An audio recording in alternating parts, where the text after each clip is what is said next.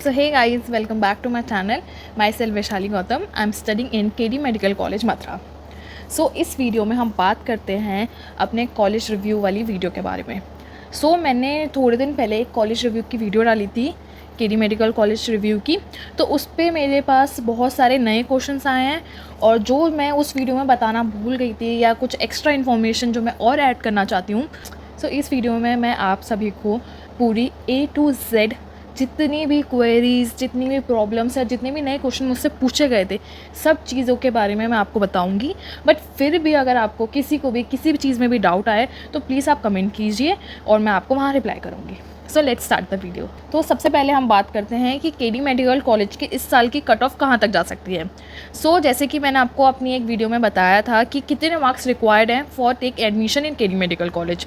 जो last year हमारा last marks जितने आए थे जिस पे एडमिशन हुआ है केडी मेडिकल कॉलेज में, वो हैं 329 मार्क्स. 329 मार्क्स हमारे पिछली बार लास्ट में एडमिशन क्लोज हो गया था. तो इस साल की कट ऑफ आप मान के चलो, इट्स अराउंड 350 टू 450.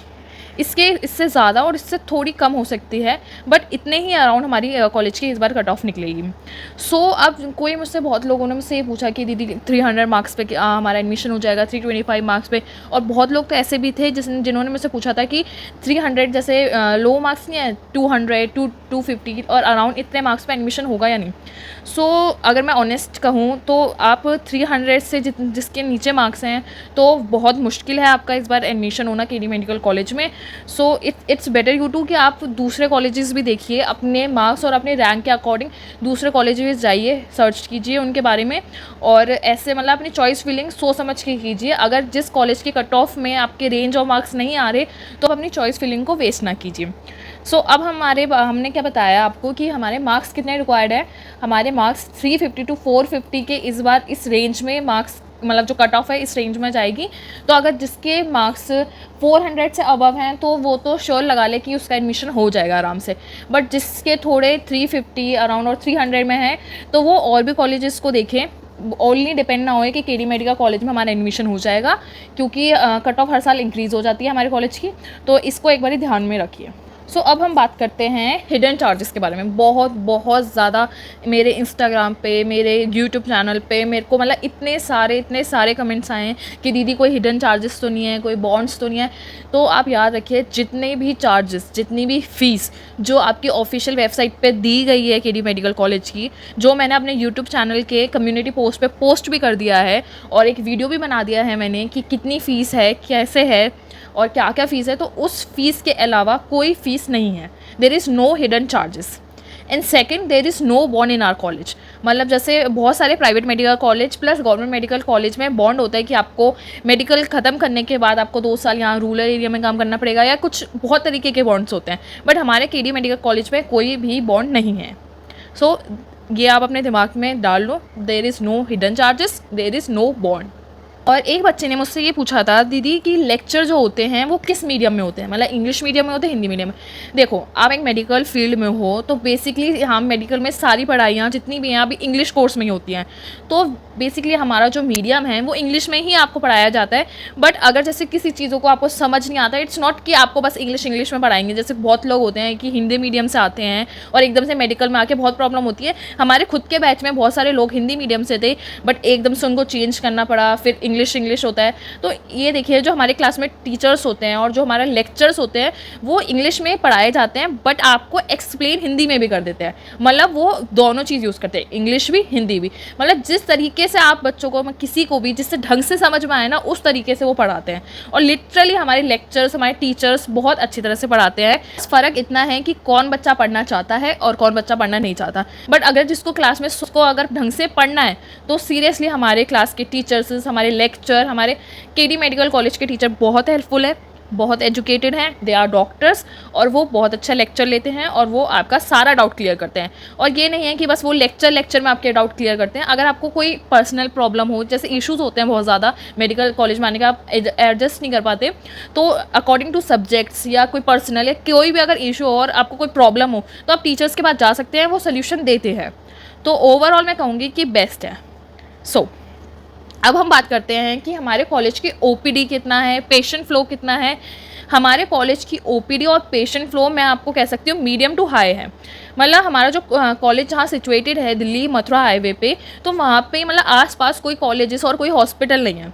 सो हमारा एक लौता मेडिकल कॉलेज है, बड़ा मेडिकल कॉलेज। थोड़ा मथुरा में अंदर जाके केडी डेंटल आता है, बट अगर केडी मेडिकल की बात करें तो हमारा केडी मेडिकल कॉलेज थोड़ा एक लौता सा मेडिकल कॉलेज और हॉस्पिटल है आसपास, तो इसलिए हमारा ओपीडी रेशियो और जो पेशेंट फ्लो है ना वो ज़्यादा ही हो। बहुत लोग मुझसे ये पूछ रहे हैं कि दीदी हॉस्टल कंपल्सरी है, मेस कंपल्सरी है, तो ये बात याद रखिए, हमारा जो हॉस्टल है नॉन एसी, एसी या मेस, ये जो भी चीज़ें हैं ये सब कंपल्सरी है, को पूरे 5 साल हॉस्टल्स पे ही गुजारने पड़ेंगे।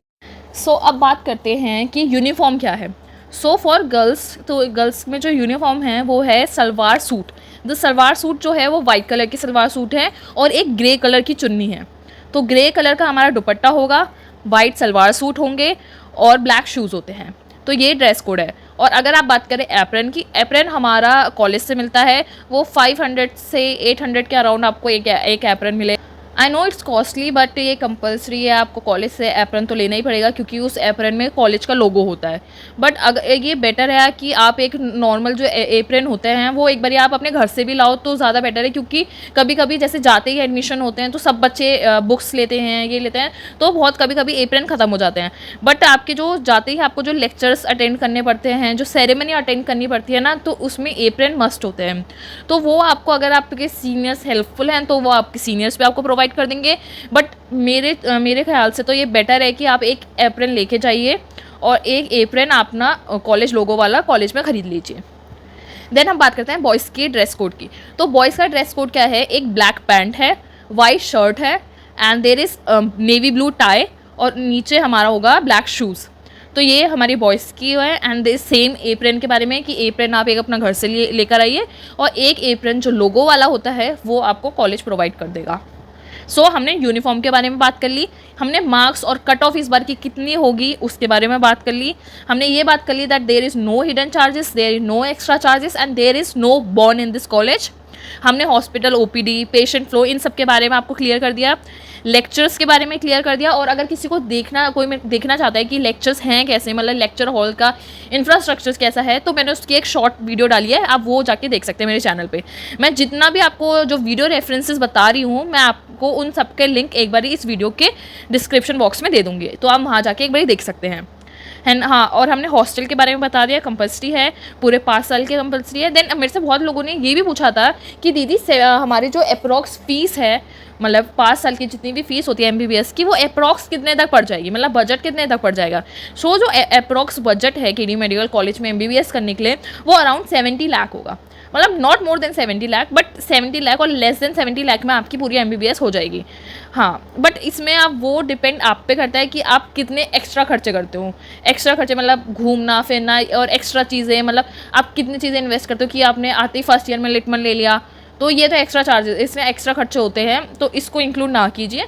ये बस आपकी बुक्स और नॉर्मली जो पूरा मेडिकल कॉलेजेस के जो खर्चा है वो उसके बारे में है। तो इसके बारे में किसी ने मुझसे ये पूछा था कि दीदी हॉस्टल में इलेक्ट्रिसिटी के चार्जेस लगते हैं या पानी के चार्जेस लगते हैं, वाटर के, तो याद रखना इलेक्ट्रिसिटी का कोई चार्ज नहीं लगता, पानी का कोई चार्ज नहीं लगता, nothing, there is nothing chargeable.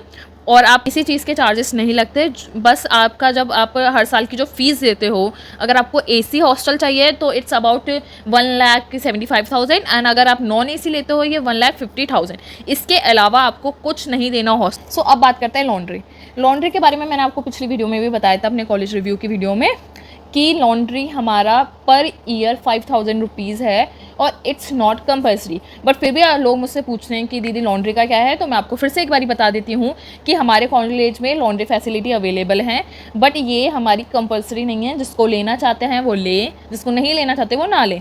तो लॉन्ड्री हमारी पर ईयर 5,000 रुपीज़ है, not per month, it's per year 5,000 rupees. और इसका हमारा 50 to 60 क्लोथ्स दे सकते हैं हम अपने महीनों में, लाइक 1 मंथ आप 50 to 60 क्लोथ आप दे सकते हैं वॉश करने के लिए। अब हम दूसरी चीज़ें बात करते हैं हॉलीडेज़ के बारे में। So it's a harsh reality कि मेडिकल कॉलेज में ज़्यादा हॉलीडेज़ नहीं पड़ते, और ख़ासकर हमारा कॉलेज तो बहुत कम हॉलीडेज़ देता है। बट रिसेंटली मैं अपने घर पे हूँ, तो अभी हमें हमारा पेपर ख़त्म हुए, हमारे टेंथ को हमारा लास्ट प्रैक्टिकल्स था, तो उसके बाद हमें 7 to 10 डेज़ की हॉलीडेज़ दी गई हैं, तो इसको हम समर हॉलीडेज़ कह सकते हैं। और उसके बाद कभी मतलब बाई चांस आपको मतलब 7 to 10 डेज़ की हॉलीडेज़ आपको समर में मिलती हैं, और 7 to 10 डेज़ की हॉलीडे विंटर में मिलती है, और इट मे बी कैंसिल। मतलब आपका ये ज़रूरी नहीं है कि आपको हमेशा समर में मिलेंगे और हमेशा विंटर में मिलेंगे, और इसका कोई टाइम का ड्यूरेशन और टाइम डेट भी फिक्स नहीं होती कि इतने जून में ही मिलेंगी, जुलाई में ही मिलेंगे या दिसंबर में मिलेंगे, मतलब ये कभी फिक्स नहीं होता। उनका जब मन होगा वो हॉलीडे देंगे, उनका मन नहीं है तो वो हॉलीडे नहीं देंगे। तो हॉलीडे का तो यही है। और बट नेशनल हॉलीडे पे तो आपको छुट्टी मिलती है, और संडे को भी छुट्टी मिलती है। बट हमारी जो क्लासेस होती हैं वो मंडे टू सैटरडे पूरे दिन, मतलब पूरे 7 out of 6 डेज़ हमारी क्लासेस होती है। संडे को कोई क्लासेस नहीं होती, और क्लासेस सुबह 8 बजे से 4 बजे तक, और ज़्यादा 4:30 बजे तक हमारी क्लासेस होती है। तो अब हम बात करते हैं, बहुत लोगों ने मुझसे ये बहुत ज़्यादा क्वेश्चन पूछा है, और मैं इसके बारे में क्या ही करूँ। सब मुझसे पूछ रहे हैं कि दीदी फ़ाइन, कि हमने सुना है केडी मेडिकल कॉलेज में बहुत ज़्यादा फ़ाइन लेते हैं, फ़ाइन क्या लेते हैं, मतलब इस चीज़ के बारे में मुझसे बहुत ज़्यादा लोगों ने पूछा है। तो पहली बात तो ये कि आप खुद बताइए कि कोई ऐसा, आप जैसे आप स्कूल में पढ़ के आए हैं तो आपके स्कूल में भी तो फ़ाइन होते थे ना, जैसे आपने नेल्स नहीं कट करे, आपने प्रॉपर यूनिफॉर्म नहीं पहनी, या तो डिसिप्लिन में आपके हमारे फ़ाइन लगते थे ना, कि अगर आप कोई मिसबिहेव करता है तो फ़ाइन लगते थे। ये कॉलेजेस में भी लगते थे, ये हमारे इंजीनियर कॉलेज हो गया, बीएससी कॉलेज हो गया, या इवन इन द स्कूल में सब जगह फ़ाइन लगते हैं। तो सेम फ़ाइन मेडिकल कॉलेज में लगता है अगर तो आप कुछ मिसबिहेव करते हो, या कुछ और चीज़ों के जो बचपन से फ़ाइन लगते हुए आ रहे हैं हमारे, जो हम इंस्टीट्यूट से या हम स्कूल कॉलेज में पढ़े, वैसे ही सेम फाइन लगते हैं। कुछ एक्स्ट्रा ऑर्डिनरी फाइन नहीं है कि कुछ अलग से फाइन लगे। हाँ, मैं कह सकती हूँ कि समटाइम्स हमारे अटेंडेंस का भी फाइन लग जाता है, या कुछ नए फाइन लग जाते हैं। बट मैं अगर सच बताऊँ, अगर आप अपनी पूरी 75 अटेंडेंस पूरी रखोगे, सारे टेस्ट दोगे, चाहे वो सेशनल हो या प्री यूनिवर्सिटी हो या अपने पीसीटीज़ हो, हमारे जो मंथ एंड टेस्ट होते हैं, अगर आप सारे टेस्ट दोगे, सारी क्लासेस अटेंड करोगे और नो मिसबिहेविंग, तो आपसे ये एक सिंगल फाइन नहीं लेंगे। मैंने अभी तक, मेरा 2nd ईयर कंप्लीट हो गया है, मैंने खुद अभी तक एक सिंगल फाइन नहीं भरा है। बहुत लोगों ने मुझसे ये पूछा है कि दीदी हॉस्टल और मेस मिला के 1,75,000 है या वो अलग अलग है। तो ये याद रखना कि जो हमारे हॉस्टल के चार्जेस हैं उसमें ही मेस इंक्लूड है। मगर जैसे अगर आपने हॉस्टल में 1,75,000 दिए हैं तो उसमें ही मेस इंक्लूड है, और चाहे 1,50,000 दिया हो तो उसमें भी मेस इंक्लूड है। तो ये जो हमारा जो अमाउंट है ना हॉस्टल का, वो इंक्लूडेड मेस है, तो ये आप याद रखना। दूसरा, अब हम एक क्वेश्चन में से ये भी पूछा गया है, दीदी पेपर कॉलेज में ही होते हैं या कहीं बाहर होता है। सो अभी जब तक हमारी यूनिवर्सिटी जो हम 2020 बैच तक की जो यूनिवर्सिटी है वो आगरा यूनिवर्सिटी है, डॉक्टर भीमराव अम्बेडकर यूनिवर्सिटी। तो फॉर अस हमें जाना पड़ता है आगरा में हमें एक सेंटर प्रोवाइड किया जाता है, तो हम वहाँ पे जाके अपने पेपर देते हैं। तो हमारे जो प्रॉफ होते हैं फाइनल पेपर, तो वो आगरा में होते हैं। बट जब से हमारे जो जूनियर्स हैं, उनकी यूनिवर्सिटी बदल चुकी है, अटल बिहारी वाजपेयी यूनिवर्सिटी, तो उनके जो पेपर होते हैं, फाइनल पेपर प्रॉफ होते हैं, वो हमारे कॉलेज में ही एग्जामिनेशन हॉल में होते हैं। तो वहाँ हम इस बार जो जूनियर्स हैं और जो अभी आएंगे आगे, तो अब से आपको कहीं बाहर नहीं जाना पड़ता, आपको कॉलेज में ही आपके पेपर देने पड़ते हैं, कॉलेज में ही देने पड़ते हैं, और वो एग्जामिनेशन हॉल में होते हैं कॉलेज के। हाँ, सो अब बात करते हैं कि अगर किसी का यूपी डोमिसाइल है तो उसको प्रेफरेंस मिलती है, मतलब एडमिशन के टाइम। तो देखो यार, काउंसलिंग में आपका जिस स्टेट का डोमिसाइल होता है, ऑब्वियसली थोड़ा % कोटा हमारा रिजर्व्ड होता है। जैसे अगर मैं दिल्ली से हूँ तो मेरे लिए 85% कोटा रिजर्व्ड है दिल्ली मेडिकल कॉलेजेस में, और वैसे ही आपके हर स्टेट के कॉलेजेस में, हर स्टेट में मतलब जो बच्चा है जिसका जहाँ का डोमिसाइल है वहाँ पे वो सीट रिजर्व होती हैं। बट ये ज़्यादा फ़र्क नहीं करता। बट अगर आप यूपी स्टेट से हो तो आप अपना यूपी डोमिसाइल ज़रूर काउंसलिंग में अप्रोच कीजिए, यूपी डोमिसाइल्स की। और अगर आप बाहर से हो तो भी आप अलाउ है, क्योंकि यूपी एक ओपन स्टेट है। तो यूपी के कोई भी प्राइवेट या गवर्नमेंट मेडिकल कॉलेज में अगर आप एडमिशन लेना चाहते हो तो यहाँ कोई भी स्टेट का बच्चा आ सकता है। इट्स नॉट अबाउट कि यूपी के ही बच्चे आएंगे, बट अगर यूपी के हो आप तो अपना यूपी डोमिसाइल लगाइए, जिससे आपका मतलब चांसेस इंक्रीज हो जाए। तो किसी ने मुझसे ये पूछा था कि दीदी यहाँ पे मैंने सुना है कि मथुरा में बच्चों को फेल कर दिया जाता है, कि मतलब कैसा है कि कॉलेज जानबूझ के फेल करता है, कि क्या मतलब सच क्या है, ट्रुथ क्या है। तो बेसिकली मैं बताती हूँ, इट्स नॉट अबाउट कि आपका फेल कितना। हाँ, और मेरे से ये भी पूछा गया था कि पासिंग परसेंटेज कितनी है। देखो, पासिंग परसेंटेज जो है वो हमारा 70 to 80 के अराउंड होती है। मोर मतलब लेस देन आपका 60 से लेस देन में जाओ और 80 से मोर देन ना जाओ, तो इतनी आपकी पासिंग परसेंटेज होती है। ये मैंने आपको इसलिए बोला है क्योंकि देखो, सबसे पहले मेडिकल कॉलेजेस के जो एग्ज़ाम होते हैं वो बहुत टफ होते हैं। क्यों टफ़ होते हैं? क्योंकि पहली बात कि मेडिकल कॉलेज के जो एग्ज़ाम्स होते हैं उसमें आपके हॉलीडे नहीं होती। मुझे नहीं पता दूसरी यूनिवर्सिटी में कैसा होता है, बट फॉर आवर यूनिवर्सिटी हमारे मेडिकल कॉलेज के जो एग्ज़ाम्स होते हैं उसमें आपकी छुट्टियां नहीं होती, नहीं मिलती आपको। जैसे 6 एग्ज़ाम है तो डेली आपके 6 एग्ज़ाम होंगे, और एक तो सिलेबस बहुत बहुत वास्ट है, कितना भी पढ़ लो लास्ट तक आप कितना भी पढ़ लो आप ख़त्म कर ही नहीं पाओगे। तो एक तो आपका, और आप सो नहीं पाते, तो 6 दिन लगातार एग्जाम होंगे, आप सो नहीं पाओगे, हमारा एंग्जाइटी अटैक आता है, मतलब बहुत सारे सिनेरियो क्रिएट होते हैं कि जिससे कभी कभी मतलब, हाँ ये नहीं कहते कि अगर बच्चा फेल हो गया है तो इसका मतलब कि उसने पढ़ाई नहीं की। कभी कभी बहुत ज़्यादा ऐसे सिनेरियोज आ जाते हैं कि ना चाहते भी आप फेल हो जाते हो। तो इट्स नॉट कि आप फेल हो गए तो आपकी लाइफ खत्म, कुछ नहीं। फिर हमारा अगर कोई बच्चा, भगवान ना चाहे, अगर कोई बच्चा रह जाता है, फेल होता है अगर उसमें, तो उसके बाद होते हैं सप्लीमेंट्री एग्जाम। वो 3 to 4 मंथ के बाद जैसे ही यूनिवर्सिटी आपकी डेट्स निकालेंगे आपका सप्लीमेंट्री एग्जाम होता है। उस सप्लीमेंट्री एग्जाम में ज़्यादा से ज़्यादा हर बच्चे पास हो जाते हैं, बस 1-2 बच्चे बचते हैं और सब बच्चे वहाँ से पास हो जाते हैं। इसलिए आप याद रखना, ये नहीं, इसका मतलब ये नहीं है कि अगर मैंने 70 to 80 पासिंग परसेंटेज बोली है तो मतलब और सब बच्चे फेल होते हैं, उनका साल वेस्ट होता है। ये कुछ नहीं होता है। ये किसी ने मुझसे पूछा था कि दीदी अगर 70 to 80% पासिंग परसेंटेज हैं तो बाकी के बच्चे फेल हो जाएंगे, ऐसा कुछ नहीं है। पहले पेपर जो होता है उसके बाद अगर जो बच्चे फेल हो जाते हैं देन उनके लिए सप्लीमेंट्री एग्जाम होता है, और सप्लीमेंट्री एग्जाम थोड़ा ईजी होता है और उसमें ज़्यादा से ज़्यादा सब बच्चे पास हो जाते हैं। बस 1-2 बच्चे रह जाते हैं जो फिर उनकी ईयर बैक होती है, देन वो अपना ईयर पे पेपर देते हैं। सो इट्स ऑल अबाउट कि एग्ज़ाम्स कैसे होते हैं क्या। और बहुत लोगों ने मुझसे ये पूछा है कि दीदी ये जो इंटर्न्स की सैलरी कितनी होती है? तो इंटर्न्स की सैलरी हमारे कॉलेज में इट्स अराउंड 7 to 8,000 रुपीज़। हाँ, मुझे एक इंपॉर्टेंट चीज़ याद आई। किसी ने मुझसे ये पूछा था कि दीदी सिक्योरिटी डिपॉजिट जो होता है, अगर जैसे हमने किसी कॉलेज में एडमिशन ले लिया और सिक्योरिटी डिपॉजिट जमा कर दिया जो हमारे 3 लाख रुपीज़ हैं, तो अगर हमने फिर हमारा कहीं और में एडमिशन आ गया तो हमने सिक्योरिटी डिपॉजिट हमारा वापस हो सकता है? तो याद रखें, देखो सिक्योरिटी डिपॉजिट का मीनिंग ही यही है, जैसे आपने किसी कॉलेज में एडमिशन लिया, मतलब सिक्योरिटी डिपॉजिट इसलिए लेते हैं कि वहाँ पर आप अपनी जाइए, आपकी सीट फिक्स हो गई है तो आप कहीं और एडमिशन ना ले, इसलिए आपका सिक्योरिटी डिपॉजिट जमा किया जाता है। सो अगर आपने कहीं एडमिशन ले लिया और सिक्योरिटी डिपॉजिट जमा कर दिया तो वो सिक्योरिटी डिपॉजिट अगर कहीं और चले जाओगे, आप उस कॉलेज में दूसरे कॉलेज में एडमिशन लोगे अगर अपना एडमिशन को छोड़ के, तो वो सिक्योरिटी डिपॉजिट वापस नहीं मिलता। हाँ, और अब मेरे से किसी ने ये पूछा था कि दीदी कि हमारा मतलब ये जो कॉलेज केडी मेडिकल कॉलेज में डायरेक्ट एडमिशन ले सकते हैं हम विदाउट काउंसलिंग? देखो मुझे नहीं पता कि डायरेक्ट कैसे लेते हैं, क्या प्रोसीजर है, I don't know anything about this, but मैंने जो एडमिशन लिया था वो काउंसलिंग के थ्रू ही लिया था, और बेसिकली जो सही पाथ है वो काउंसलिंग के थ्रू ही है। तो अगर आप एडमिशन लेना चाहते हैं तो आप काउंसलिंग में पार्ट लीजिए, आप चॉइस फिलिंग कीजिए, तभी आपका एडमिशन होगा। विदाउट चॉइस फिलिंग और विदाउट काउंसलिंग एडमिशन नहीं होता। और अगर किसी को लगता है कि एडमिशन होता है या क्या प्रोसीजर है तो आई डोंट नो, मुझे बस इतना पता है। और जहाँ से मैंने एडमिशन लिया था कि मेरा एडमिशन काउंसलिंग के थ्रू हुआ था, और मुझे यही पता है कि काउंसलिंग के थ्रू ही एडमिशन लेना चाहिए। सो एट लास्ट बहुत लोग मुझसे ये पूछ रहे थे कि दीदी आपकी इंस्टाग्राम आईडी क्या है, हम आपसे कांटेक्ट कैसे कर सकते हैं? तो आप अगर आपको कोई क्वेरी है, कोई प्रॉब्लम है, तो एक तो आप मेरी वीडियोस में कमेंट डाल सकते हैं, मैं हर किसी को रिप्लाई करती हूँ। तो अगर आपको प्रॉब्लम आए तो मैं आपकी मदद करूँगी, आप कमेंट दीजिए, मैं आपका रिप्लाई करती हूँ। और फिर भी अगर किसी और को कुछ पूछना है, मेरी इंस्टाग्राम आईडी है vaishali.gautam.27। सो अगर किसी को कोई प्रॉब्लम हो, कुछ क्वेरी हो, तो आप मेरे से पूछ सकते हैं। Thank you.